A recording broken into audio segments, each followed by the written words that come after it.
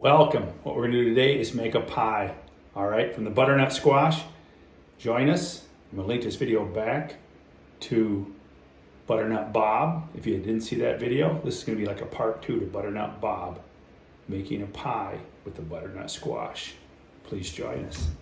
All right. I want to thank Harvey from Oregon. He made a suggestion on the Butternut Bob video that, hey, you can make a pie out of this. And I thought, you know what, I'm going to run with that. So what we have here today, I want to thank my friend Tammy for giving me the recipe. I went to the store and got some of the stuff I didn't have. And one of the things we bought pet evaporated milk, which I stood in the grocery store and I said, no, is this for people or for pets? That was actually my initial thought. I'm not kidding you.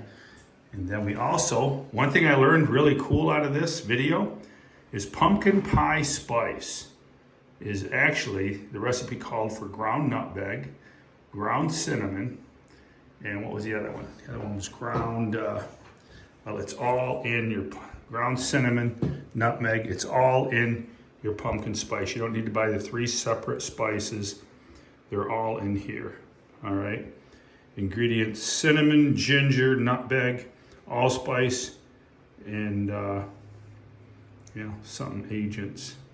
Anyhow, so I learned that. That's something a lot of you bakers, did you know that? If you're a person that cooks a lot, did you know that pumpkin spice included all 3 of those? So you don't need to buy 3 separate ones. You could just have some of this. So we're gonna take all these, 3 eggs, and here is the butternut squash. Here's Butternut Bob. Remember the last video. All right, it was a little bit stringy, but I think it's fine. It was just a little bit bland. Today, we're gonna make a pie, all right? That's a Marie Callender pie shell, very nice. So let's mix all the ingredients. We got brown sugar, 1/2 cup of brown sugar, 1/3 of a cup of white sugar, 3 eggs, and I invited the Grin Reaper. Remember the Grin Reaper to join us? All right, if you grow giant veggies, you're definitely gonna get a grin on your face. Hence, the Grin Reaper was born. All right, so here we go. Let's mix them all together. All right, I've combined all the ingredients. I actually did like 2.5 cups of Butternut Bob squash, butternut squash. I actually cheated, add a little pinch extra of ground cinnamon, I thought, for the flavor. But other than that, I followed the directions. My friend Tammy gave me her recipe, one that she uses, and now we will mix all the goodies together. All right, so one of the biggest points of me making this video is the people that say, that stuff's no good, what's the point? Why are you growing those vegetables? Now, we're a group of gardeners that love growing vegetables and gardening, and we love the Giants. And I gotta say, I have a viral video, has over 19 million views, where 288-pound watermelon grown by Chris Kent is cut open, and there's so many comments, negative comments. Oh, that is so stupid. What a waste of time. That's useless. That's useless. Well, you know what? It's not useless. I think what it is as a society, we've gotten lazy. When this butternut squash will make a perfectly good pie, but we all want to kick back and buy a store-bought pie. Nobody wants to take the time to skin, remove the skin and boil the squash and do the work that our grandparents used to do. Nobody wants to take the time to do that. They want the quick, easy pie, drive-by pie. So hey, just a little toss back at the negative comments. These veggies are edible. Please join us. Let's find out how this pie turns out today. Thank you for joining us. All right, well, we got the blend all together. And I just talked to my friend Tammy, because she does a lot of baking and cooking. And I said, isn't this a little soupy? And she said, yeah, but we're gonna run with it. We're gonna see what happens, because it is what it is. I did add a 1/3 cup of squash to try to thicken it up a little bit. Another pinch of brown sugar, but hey, here we go. Let's fill the shell. And I'm not really sure how full I'm to fill this, because I'm sure there's gonna be some rising involved. So, do I fill it all the way? I'm not a baker, believe it or not. I may be a faker, but not a baker. All right, we're gonna run with that right there. I think there's gonna be a little bit of rise. It might even rise up here to that ribbed edge. All right, let's put it in the oven. You can tell I don't cook a lot because I got the oven racks in there backwards. I do believe those are supposed to be in the rear, if I'm not mistaken. All right. Oh, and this recipe called for 425 and then turn it down to 350.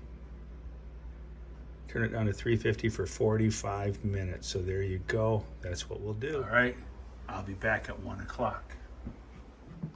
All right, now while the pie is baking, a couple things I wanted to talk to you about that also affect the flavor of your vegetables, something I had never really thought about until I grew out to that Mitchell farm, which had disease in the soil. I had a high level of disease at the Mitchell farm. So not only did that make it hard to grow healthy vegetables, I noticed at the end of the season, the soil was also deleted. It wasn't well balanced with nutrients, low on calcium. Just the numbers are all over the place. If your soil's not good, if your soil's not balanced, that's why you should do a soil test. If you don't have good soil, your vegetables, the taste and flavor will suffer from having unbalanced, I call bad soil. Bad soil, weak soil. So keep that in mind. The better your soil, the better flavoring your vegetables. The less disease. A lot of pumpkin growers have a hard time getting past the 1,200 pound mark. They have disease in their soil. Very hard to combat. If you have a choice to grow on a hill or grow down low in a wet spot, choose the hill every time. All right, here's a tip for you in all your gardening, vegetables of any kind. All right, well, let's get back to the pie. All right, it's 1 o'clock. I turned off the oven. There you go, there's my pie.